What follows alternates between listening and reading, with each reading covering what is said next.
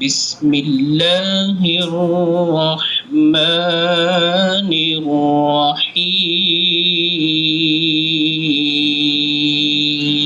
الرحيم قل أعوذ برب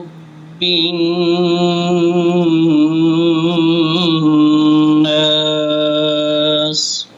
ملك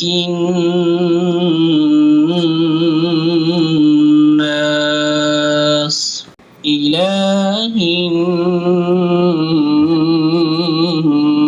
الناس من شر الوسواس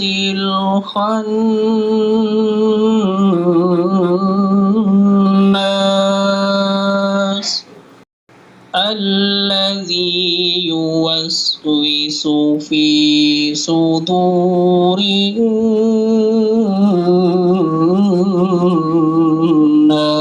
الناس من الجن